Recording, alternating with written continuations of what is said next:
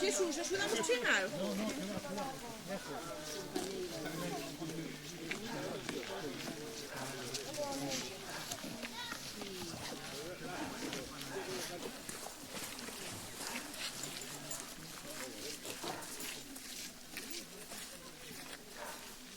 No, que nos vamos para allí, hombre.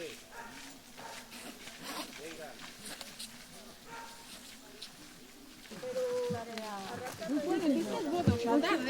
O quizá nunca pensé que me tocara una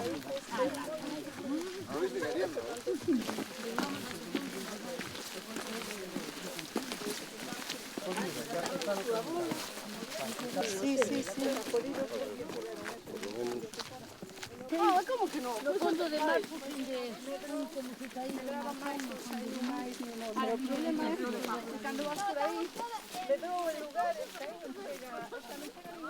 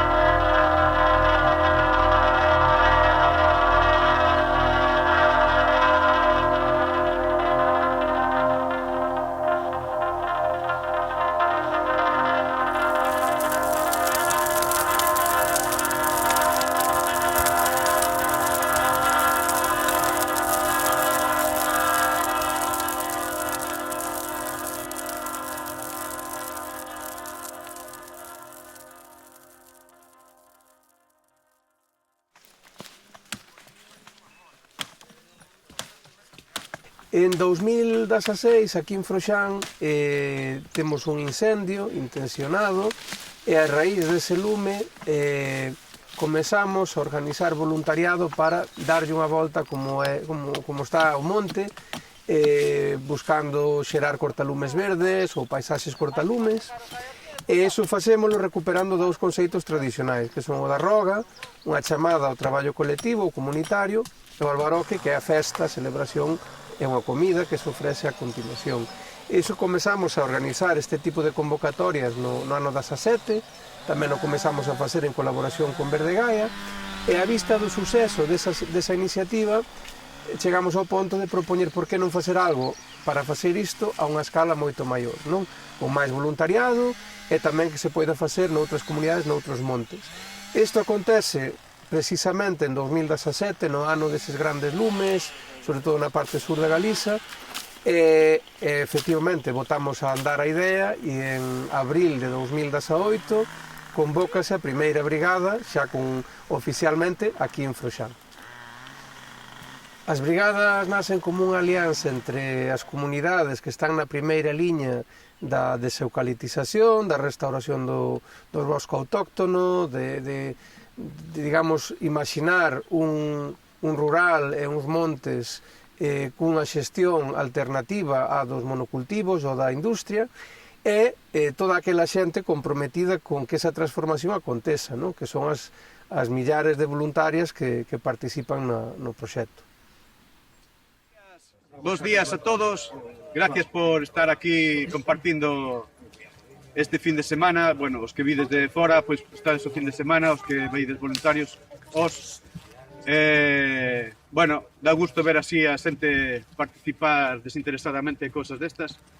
Eu son o presidente da Comunidade de Montes, de aquí de Meira, e, bueno, cando Xoan se puso en contacto con nós para facer este evento, pois nos pareceu algo moi importante e, como non, pois o acollemos con boa expectativa. Está a Comunidade de Montes de Moaña tamén por aquí, non sei se habrá algún representante, de Domallo tamén. E ora, bueno, pois o que vedes aquí é unha zona de corta que se cortou hai 4 anos, este eucaliptal todo que vedes de aquí de Varas. Esta é unha zona de manantiales, de agua potable para o pueblo. Entonces, o que vamos a facer aquí é sobre 3 hectáreas, os faremos o que poidamos, despois nós con nosos medios acabaremos. Vamos a eliminar estes brotes de eucalipto, despois vamos a plantar frondosa, carballo, castiñeiros, bueno, variado para outro tipo de monte. Isto entendemos que non é un monte productivo, sino que temos que ser unha zona de reserva e sobre todo porque hai aguas. Vamos facer grupos de 4, 5, non faláramos. 4, 5. Non sei, vamos depender os grupos de canta xente vamos ter cas motoserras. Entón, en cada grupo vai haber 2 persoas con motoserra, unha cortando, outra derramando.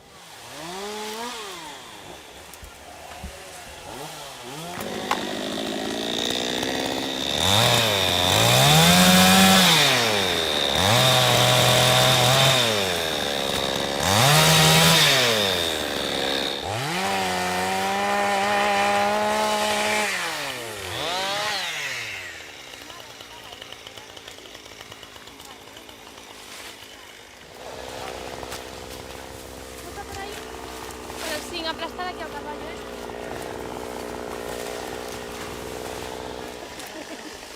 Moi, a rama toda queda xa aquí, vale? Sacamos un pouco.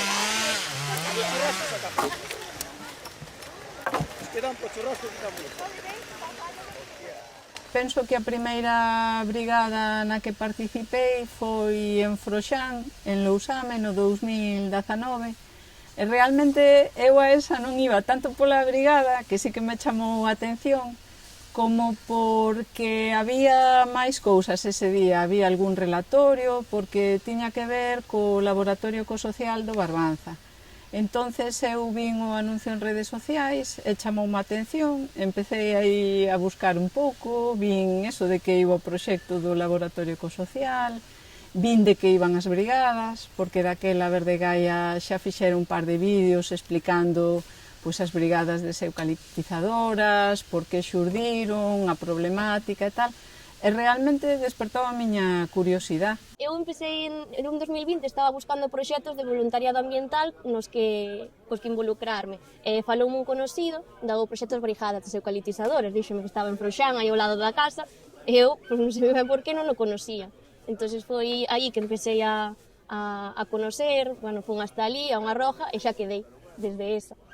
Para min as brigadas, todos os proxectos de voluntariado ambiental, eu creo que son moi bons porque son educativos, axudan a concienciar e despois, sobre todo, tamén a crear vínculo co territorio. En concreto, as brigadas, pois, a min gustame moito porque parten das comunidades de montes. Entón, a min gustame o feito de poder ir e axudarlle a comunidade a facer a xestión que realmente queren facer e que igual non teñen os medios para facela. Daí pois, que boten man dos voluntarios. Empecé pola miña muller, que levaba xa unhas cantas intervencións e animoume a intervir. Bueno, en principio entrei nun mundo descoñecido, é dicir, non tiña ninguna motivación, simplemente foi ela que me arrastrou un pouco, pero logo descubrín que era un mundo aparte, é dicir, un mundo de contacto ca natureza e de intentar millorar o que temos de cara ao futuro, de cara ás xeracións vindeiras, é dicir, deixarlles un mundo mellor. A participación nas brigadas, sobre todo, é unha cousa moi gratificante. é dicir, poder efectivamente actuar directamente para controlar e poder contrarrestar o efecto invasivo de determinadas especies pirófitas, etc. É dicir, poder actuar o feito mesmo colectivamente e tamén a nivel individual como experiencia o exercicio de levar a cabo esa acción é absolutamente gratificante, porque podíamos decir que en eso consiste un pouco este contexto paralizante e alienante, non? En que nos creamos incapaces de poder reverter a situación de ninguna maneira, non? E, por lo tanto, chegar a unha especie de abandono, de individualismo apático, entón, o que nos plantean as brigadas é unha forma de acción moi gratificante, independentemente se un ven da cidade ou vive nun contexto rural.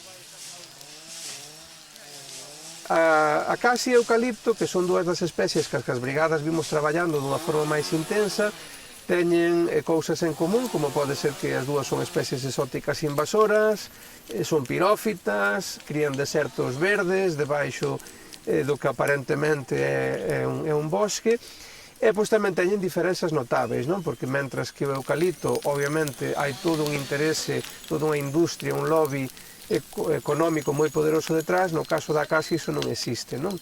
De feito, precisamente por iso, unha está catalogada oficialmente como especie exótica invasora e a outra non está. O eucalipto non está, a acacia sí que está, a pesar de que as consecuencias no territorio pois son tamén similares, non? Ou polo menos así é o consenso que existe na comunidade científica. Que teñen tamén as dúas en común, que as podemos eliminar, non? É un pouco que vimos demostrando, é difícil, exixe constancia, exixe persistencia, e ademais é moi importante, porque, como sabemos, son especies pirófitas, son especies que poñen en risco as comunidades que as teñen por volta, son especies que reducen a biodiversidade e, encima, ademais, cando se trata de monocultivos, hai outros impactos sobre o patrimonio cultural, sobre a propia identidade do territorio, sobre a auga. Entón é moi importante que mostremos como sí que é posible romper ese ciclo de invasión e de monocultivos e transformarlo en algo distinto.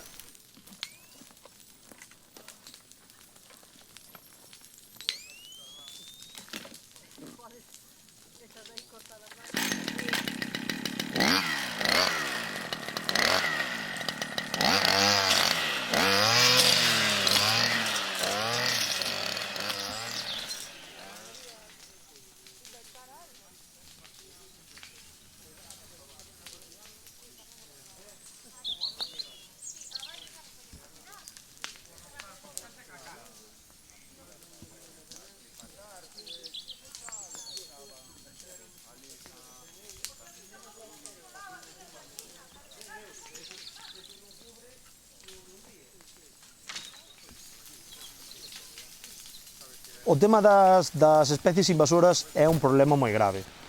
É algo moi custoso e costa empezar.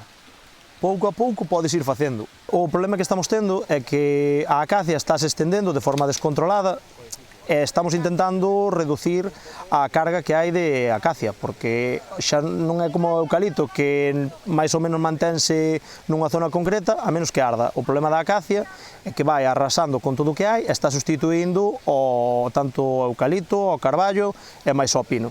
E o problema que hai é que vai sobre a fonte de auga que estamos agora a limpar, o río de Teaio, e vai aliquilando todo canto colle. E o problema tamén é que se mantén moi sucio e pode ser unha gran fonte de incendios. Tuvemos no pasado moito risco de incendios e, de feito, nós tomamos un pouco a xestión da comunidade porque hai 15 anos un incendio asolou a nosa comunidade e chegaron a arder 400 hectáreas. Foi un incendio que comezou na parte de Rois, pasou pola nosa comunidade, queimando a maioría da nosa superficie e foi parar a Rianxo. Foi un incendio catastrófico.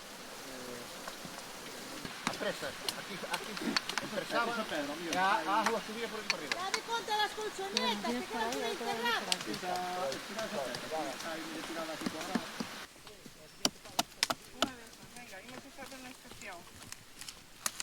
¿A dónde? ¿Para allá abajo? A banda de Rianxo. Sí, aproximación.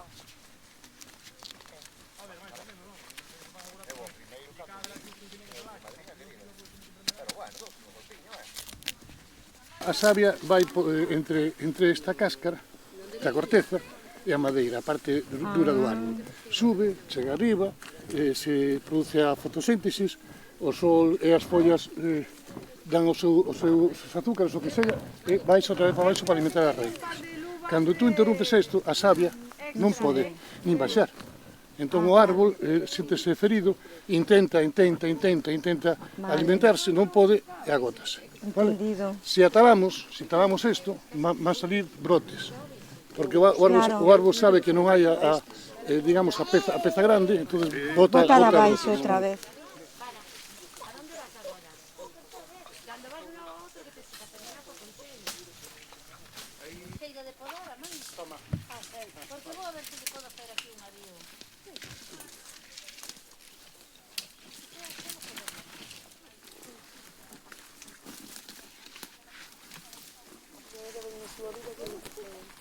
Neste monte as acacias están nas mellores zonas do monte, que son as valgadas.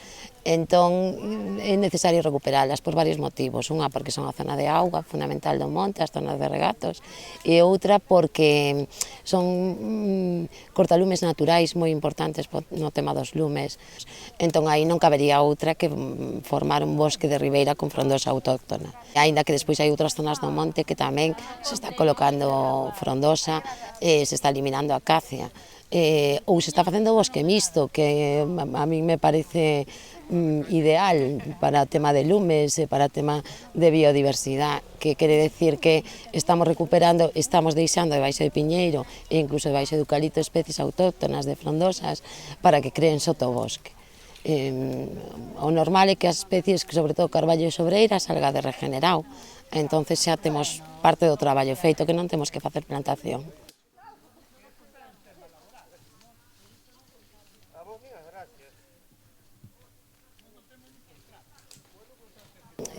O tema é que o bosque sea bosque, non sea unha repoboación uniforme de piñeiro e eucalipto. Ten que ter un árbore principal, pero tamén que ter árbores secundarias, que aí poden ser frondosas ou arbustos. É dicir, todos estes arbustos que nos salen, prunos e demais, os deixamos, salgueiros e todo eso, se deixan para que formen eso, un bosque mixto.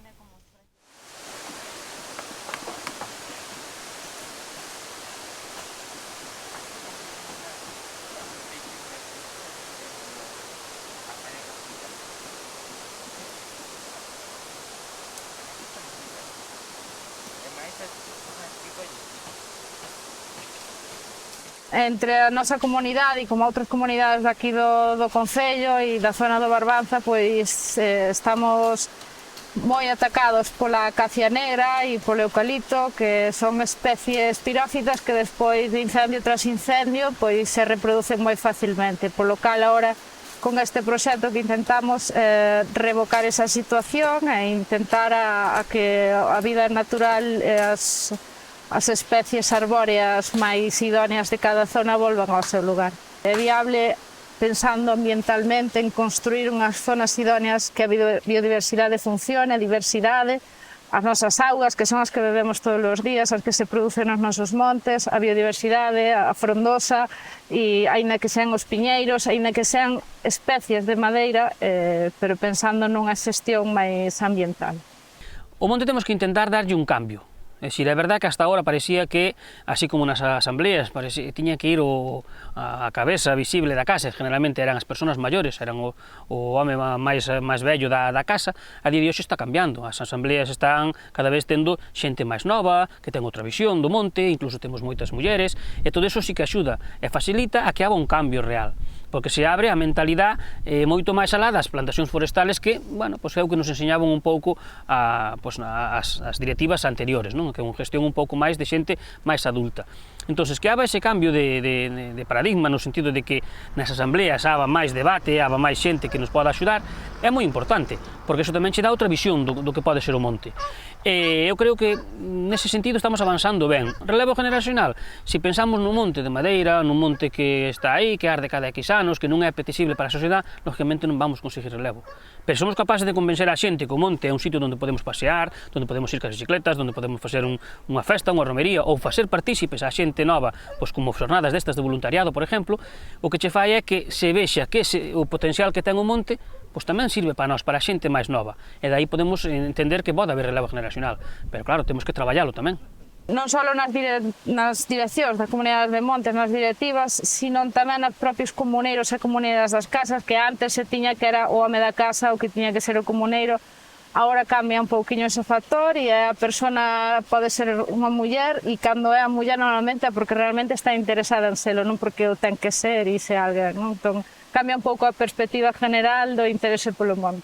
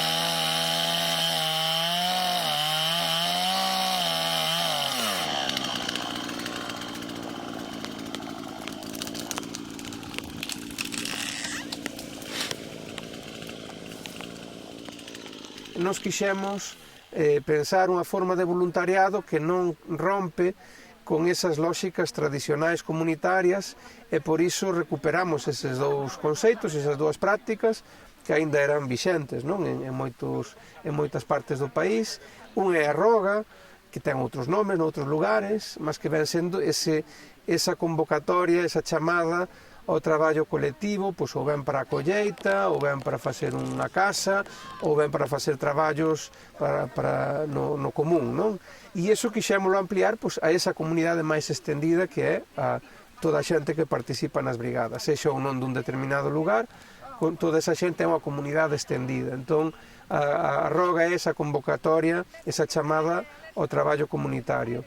E despois, na nosa sociedade tradicional, a festa sempre tivo un papel moi importante, o convivio, e aí onde entra o albaroque, que é unha comida que se ofrece a xente que traballa nesa roga, e tamén é un momento de festa, de música, de partilla de ideas, que é un pouco onde ao longo destes anos pois, tamén foron saindo moitísimas ideas, novos lugares, novas persoas, un pouco a raíz deses momentos para a troca, para a partilla, para facer e estreitar esa comunidade de persoas que participamos nas brigadas. Eu son brigadista.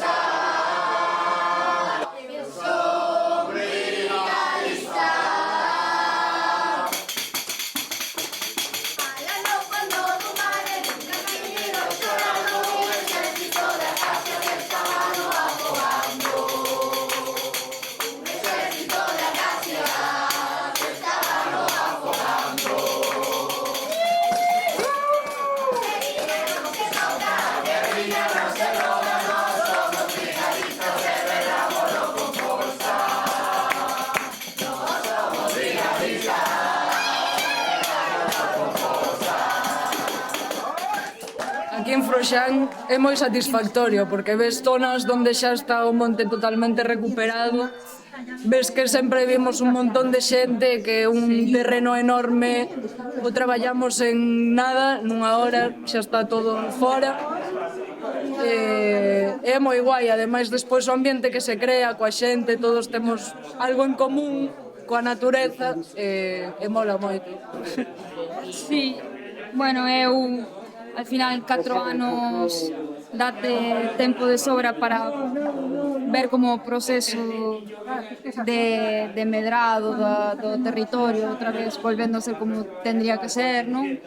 E dache tempo a volver aos sitios e realmente ser capaz de visibilizar o proceso de traballo, non? E tamén un pouquiño a forma que teñen de facer as cousas, a forma que temos de facer as cousas tamén incita moito a crear comunidade e medrar unos con outros e seguir medrando todos xuntas tamén. Con unha broquita por el cielo, mira, de madera máis gorda. Esta non será moi gorda, non?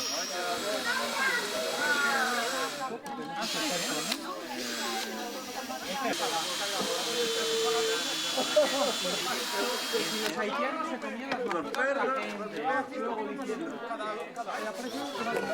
Vou por máis material.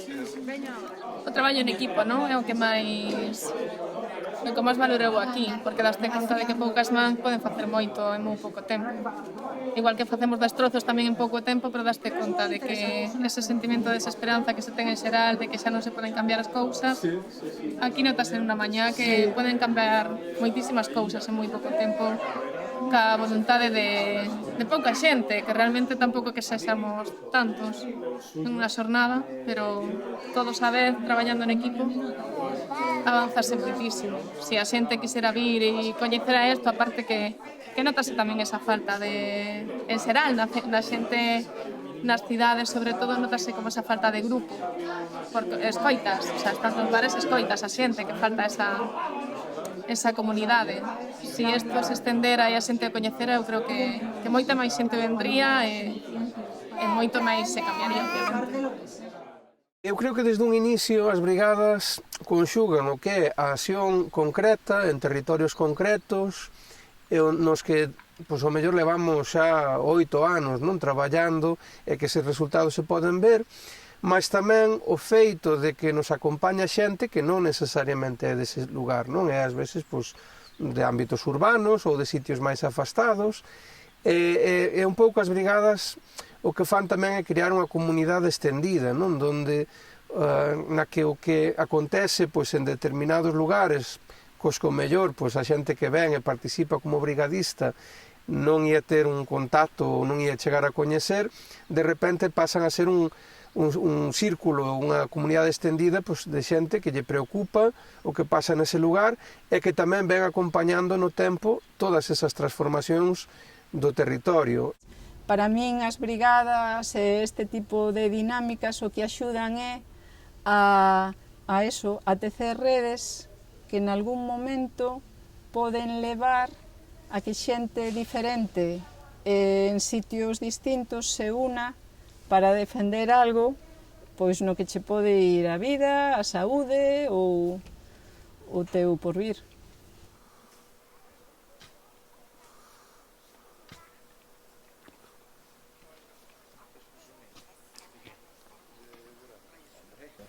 Eu creo que cas brigadas houve un cambio, unha mudanza de paradigma, porque eu lembro que había un discurso repetitivo todos os anos, viña o verán, viñan os lumes, era un discurso moi negativo, non? De sempre culpar, buscar se era a culpa da Xunta, das comunidades de montes, doutros actores, e faltábanos unha forma proactiva de que puidéramos transformar esa raiva, non? De ver os incendios, de ver o aumento dos monocultivos, de ver todos estes problemas nalgo positivo, non? Entón, as brigadas naceron, obviamente, como unha crítica social a algo que continúa sendo un problema, obviamente, dunhas dimensións enormes, mas que tamén crearon unha forma na que podemos participar, na que podemos transformar esa raiva nunha acción positiva sobre o territorio, e iso obviamente tamén se foi replicando, non? E foi mostrando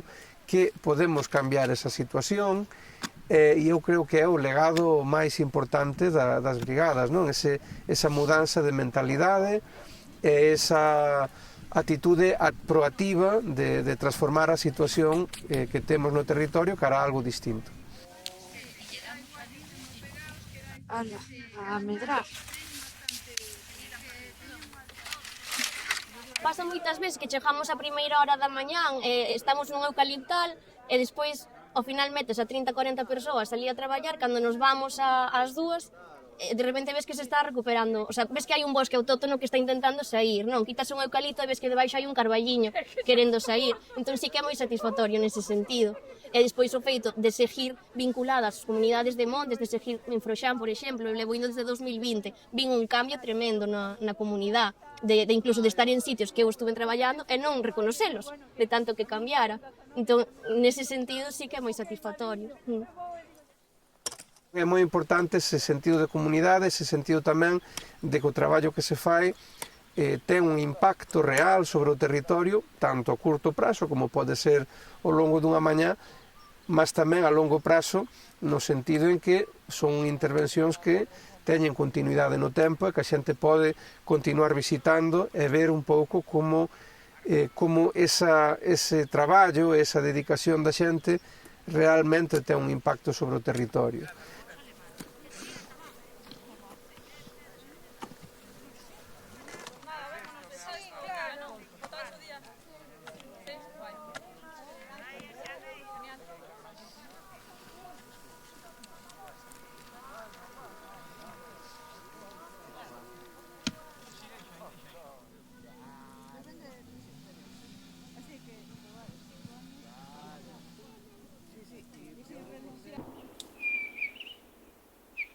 Un problema, efectivamente, é que, comparado ca magnitude do problema, tanto na Galiza como que é na zona do Atlántico, non? Peninsular, obviamente son gotas, non? De agua, pois non océano, porque só na Galiza temos máis de 500.000 de hectares de eucalipto, e, efectivamente, pois as brigadas están intervindo en lugares moi puntuais, só que tamén é certo que neses lugares onde se intervén, a mudanza, a transformación é real, é palpável e tamén é paradigmática no sentido de que mostra que é posible transformar zonas con monocultivos de eucalipto ou invadidas con outras especies invasoras como a acacia, outra vez de volta en bosque ou outros hábitats autóctonos.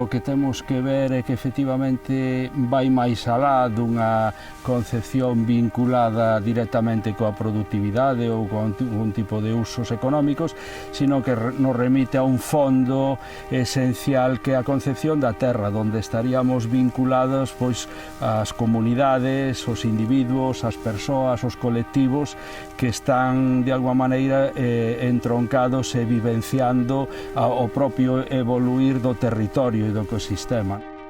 Reivindicar hoxe no século XXI que o monte é noso implica quebrar esas dinámicas do monte como un lugar que apenas serve para os monocultivos, para as lóxicas extractivistas, e hai que pensar un pouco máis no monte desde unha lóxica postcolonial, unha lóxica dos coidados, unha lóxica de tamén prepararnos e crear comunidades e ecosistemas máis resilientes ao que ven aí, ao cambio climático, aos incendios de sexta xeración, aos períodos de seca máis prolongada, e iso implica que temos que facer algo tamén nos.